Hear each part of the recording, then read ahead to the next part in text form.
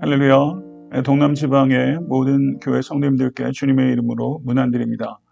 오늘 제가 전할 말씀은 가상칠언 중 제 3번째 말씀, 사랑의 말씀입니다. 본문은 요한복음 19장 26절에서 27절의 말씀입니다. 봉독하겠습니다. 예수께서 자기의 어머니와 사랑하시는 제자가 곁에 서 있는 것을 보시고 자기 어머니께 말씀하시되 여자야 보소서 아들이니이다 하시고 또 그 제자에게 이르시되 보라 내 어머니라 하신대 그때부터 그 제자가 자기 집에 모시니라. 아멘. 십자가는 기독교 신앙의 시작일 뿐만이 아니라 전부라고 말할 수 있습니다. 우리는 십자가로 성도가 되었으며 성도의 삶은 십자가를 감당하고 증거하는 삶이기 때문입니다. 십자가는 신비입니다. 그러나 십자가의 신비란 풀 수 없는 퍼즐과 같은 것은 아닙니다. 십자가의 신비에 접근하는 많은 방식들 가운데 하나가 바로 가상칠언의 말씀이라고 할 수 있을 것입니다. 보통의 사람도 결정된 죽음 그리고 임박한 죽음 앞에서 하는 말에는 그 사람의 인생에서 가장 진정성 있는 말이 될 것입니다. 그런데 예수님의 죽음은 하나님의 아들의 죽음입니다. 하나님께서 죽기 전에 하신 7가지 마지막 말씀인 것입니다. 오늘 저는 가상칠언 중 제 3번째 말씀을 전하는 것입니다. 25절을 보게 되면 십자가 곁에 4명의 여인들, 그 어머니와 이모와 글로바의 아내 마리아와 막달라 마리아가 서 있었다고 언급하고 있습니다. 마리아는 그 극심한 고통 속에서도 기절하거나 두려움에 떨거나 울부짖거나 하지 않고 굳게 있었습니다. 마리아는 믿음과 용기의 모범으로서 지금 십자가 아래 서 있는 것입니다. 십자가에 달리신 주님께서는 십자가 아래 서 있는 마리아의 필요를 생각하시고 채우셨습니다. 예수님은 지금 인류의 죄를 대속하시는 우주의 가장 중요한 순간임에도 불구하고 그의 어머니의 작은 삶의 필요를 결코 간과하지 않으셨다는 것을 우리는 기억해야 될 필요가 있습니다. 사복음서 중에서 가장 예수님의 신성을 분명하게 선포하고 있는 복음서는 요한복음이라고 말할 수 있습니다. 그런데 요한복음에서 최초로 기록하고 있는 기적은 가나의 혼인잔치입니다. 한 가정에서 일어난 결혼식에 있었던 에피소드를 도우신 일을 요한은 매우 신중하게 선택하고 있습니다. 사도 요한은 big thing in big occasion이 아니라 매우 homely occasion, 가정적인 상황 속에서 일어난 작은 삶의 사건을 기록하면서 역설적으로 예수께서 하나님의 아들이시라는 것을 선포하고 증명하고 있는 것입니다. 한 신학자는 가나의 혼인잔치를 통해서 경험할 수 있는 하나님은 domesticated God, 가정적인 하나님이라고 표현한 것은 매우 통찰력 있는 관찰이라고 생각합니다. 예수님께서는 보통의 사람들, ordinary people의 보통의 상황들, ordinary situation에 대해서 결코 무관심한 분이 아니라 그들의 수치를 덜어주시기 위해서 하나님의 능력을 사용하셨다는 것입니다. 그러므로 우리는 무엇이 진정한 신성인가 하는 질문에 직면하게 되는 것입니다. 진정한 신성은 바로 지극히 작은 사소한 삶의 문제를 경시하거나 도외시하는 것이 아니라 바로 그 문제에 깊이 참여하고 진심을 다해 도움을 주는 것이 신성이라는 것입니다. 십자가에 달리셨을 때에도 예수 그리스도께서는 자신의 어머니를 돌보심으로 하나님의 아들이시라는 것을 명확하게 증명하신 것입니다. 예수님께서는 죽음을 목전에 두시고 가장 연약하실 때 자신의 모친 마리아를 돌보셨습니다. 지금 예수 그리스도께서는 부활 승천하셔서 하늘 보좌 우편에서 권능과 영광 가운데 계신 줄로 믿습니다. 십자가 위에 죽어가고 계셨던 우리 주님께서 마리아를 돌보셨다면 하늘 보좌 우편에서 만유를 다스리고 계시는 주님께서는 하나님의 권속들을 얼마나 더 온전하게 돌보고 계시겠습니까? 코로나로 인해 우린 전무후무한 고통을 경험하고 있습니다. 힘드실수록 하늘 보좌 우편에서 우리를 돌보시는 주님을 더욱더 굳게 믿으실 수 있게 되 간절히 축원합니다. 그러므로 염려에 이르기를 무엇을 먹을까, 무엇을 마실까, 무엇을 입을까 하지 말라. 이는 다 이방인들이 구하는 것이라. 너희 천부께서 이 모든 것이 너희에게 있어야 할 줄 아시느니라. 너희는 먼저 그의 나라와 그의 의를 구하라. 그리하면 이 모든 것을 너희에게 더하시리라. 아멘. 성경적 겸손은 우리가 그리스도의 피로 씻김받은 죄인이라는 것을 잊지 않고 기억하는 것입니다. 그리고 염려를 다 주께 맡겨버리는 것으로 겸손이 표현됩니다. 마귀가 염려를 주는 상황 속에서 기도로 염려를 주께 던져버리고 믿음으로 인내하는 과정을 통과하게 되면 마귀가 함부로 다룰 수 없는 영적 성숙이라는 곳에 우리는 도달하게 될 것입니다. 사랑하는 성도 여러분, 내일을 준비하는 것은 바람직하지만 내일을 염려하는 것은 죄입니다. 우리가 짊어져야 하는 것은 삶의 책임이지 삶의 염려가 아닙니다. 염려하는 일로 시간 낭비하지 마시고 최선으로 시간을 채워가실 수 있게 되기를 축원합니다. 인간의 모든 문제는 염려함으로 해결되는 것이 아니라 하나님의 은혜를 신뢰함으로 말미암아 해결되는 것이기 때문입니다.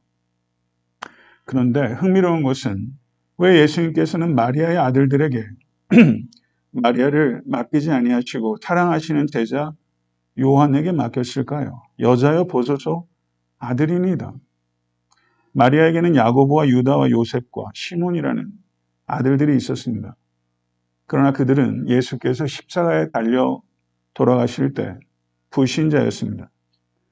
마가복음 10장 29에서 30절을 보게 되면 예수께서 가라사대 내가 진실로 너에게 이르노니 나와 및 복음을 위하여 집이나 형제나 자매나 어미나 아비나 자식이나 전토를 벌인 자는 금세에 있어 집과 형제와 자매와 모친과 자식과 전토를 100배나 받되 핍박을 겸하여 받고 내세에 영생을 받지 못할 자가 없느니라. 100배나 되는 형제와 자매와 모친과 자식을 어디에서 받습니까? 교회에서 받는 것입니다. 그러므로 요한은 교회의 지체로서 마리아의 아들이 되는 것입니다. 예수님께서는 지금 마리아를 세례 사도 요한에게 맡기면서 마지막 순간에 교회가 이 땅에서 무엇이어야 하는지를 가르치신 것입니다. 교회는 서로 돌보는 사랑과 희생의 공동체가 되어야 한다는 가르침인 것입니다. 성도 여러분, 거듭남에 반드시 수반되는 증거 가운데 하나는 나눔입니다. 그리스도를 받아들인다는 것은 그리스도의 몸을 받아들인다는 것이며 그리스도의 몸을 받아들인다는 것은 몸의 다른 지체들을 위해서 경제적 나눔에 동참한다는 것을 반드시 포함하는 것입니다. 초대교회는 가난한 자들을 돕기 위해서 수시로 자신의 소유를 팔았습니다. 소유를 파는 일이 일회적으로 일어났던 것이 아니라 지속적으로 일어났으며 가난한 자들의 필요가 채워질 때까지 그들은 나누었던 것입니다. 그들은 개인의 법적 재산권이나 재정적 안전을 우선으로 한 것이 아니라 믿음의 형제들의 필요를 더 우선시했던 것입니다. 우리도 가장 가난한 지체라도 생계를 위한 최소한의 자원을 가질 수 있도록 돕고 존귀한 구성원으로 살아갈 수 있도록 도와야 할 것입니다. 우리는 일할 수 없는 사람들의 필요를 채우기 위해 더 성실히 일해야 하며 관대하게 나누는 삶을 살아야 할 것입니다. 이와 같은 경제에 대한 성경적 가르침은 교회 안에 우선적으로 적용되어야 하지만 그 원리는 교회 안에만 머물러서는 안 될 것입니다. 하나님께서는 그와 같은 경제적 원리를 창조 세계의 질서로 세속 사회에서도 적용하기를 원하십니다.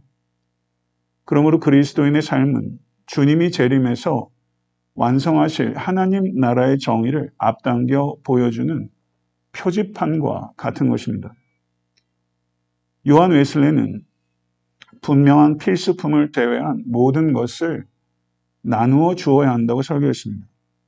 분명 인기 있는 설교가 아니었을 것입니다. 분명한 필수품 외에 다른 것을 취하는 그리스도인이 있다면 그것은 공개적이고 습관적으로 주님을 부인하는 삶을 사는 것이라고 경고하였으며 현명하게 후히 베풀며 소박하게 살아가는 모범이 되려고 힘을 다하였던 것입니다. 요한 웨슬레이 목사의 묘비에는 얻을 수 있는 모든 것을 얻으라. 아낄 수 있는 모든 것을 아끼라. 드릴 수 있는 모든 것을 드리라 라고 적혀 있습니다. 교부들의 일화 중에는 이런 이야기도 전해지고 있습니다. 신실한 그리스도인들이 작은 공동체들을 이루며 살아가고 있었습니다. 근데 한 공동체에 포도 몇 송이가 선물로 들어왔습니다. 포도는 매우 귀중한 것으로서 공동체 사람들이 흥분하기에 충분했습니다. 근데 더 흥분이 되는 일은 그 공동체의 모든 구성원들이 포도 한 알도 먹지 않고 이웃 공동체에 그 포도송이를 넘겨주었다는 것입니다. 그런데 이웃 공동체 역시 한 알도 먹지 않고 다른 이웃 공동체에게 넘겨주었습니다. 그리고 마침내 포도 몇 송이가 고스란히 처음 포도를 이웃 공동체에 건넸던 공동체로 돌아오게 되었다는 것입니다. 포도를 먹는 것으로 얻을 수 없는 영혼의 최고의 미각을 맛본 것입니다. 이런 말이 있습니다. 내 삶에서 최고의 것으로 할 수 있는 최선의 것은 나누는 것이다. 마약 중독보다 더 광범위하고 치명적인 것은 돈 중독입니다. 인간은 내려놓지 못하는 것에 소유됩니다. 돈을 내려놓지 못하면 돈에게 소유되는 것입니다. 얼마나 가지고 있느냐 하는 것이 중요한 것이 아니라 어떤 사람이냐 하는 것이 중요한 것입니다. 탐심도 전염되고 나눔도 전염됩니다. 동남 지방해가 검소하고 관대한 삶을 실천함으로 탐심이 가득한 세상에 나눔을 전염시키고 하나님의 나라의 정의가 이 땅에 확산되는데 쓰임받는 거룩한 믿음의 공동체가 되기를 간절히 소망합니다. 기도하겠습니다. 존귀하신 아버지 하나님, 예수 그리스도께서 하나님의 아들이심을 믿고 선포합니다. 이 사실을 붙잡고 살기를 원합니다. 복음에 사로잡히게 하시고 복음에 입각하게 해 주시옵소서. 십자가에 달려 죽어가시면서도 자신의 필요를 채우지 아니하시고 마리아의 필요를 채우셨던 주님, 주님께서 하늘 보좌 우편에서 우리를 채우시고 일용할 양식을 주시며 이 세상 광야길 걸어갈 수 있는 광야의 식탁을 우리에게 베푸실 줄로 믿습니다.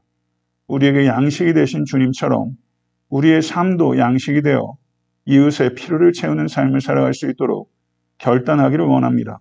우리 동남지방의 모든 산하교회들이 내 배를 채우기 위해서 사는 것이 아니라 하나님의 이름의 영광을 위해서 헌신하며 나눔을 전염시키는 창조적인 공동체가 될 수 있도록 역사해 주시옵소서. 예수 그리스도 이름으로 간절히 기도드리옵나이다. 아멘.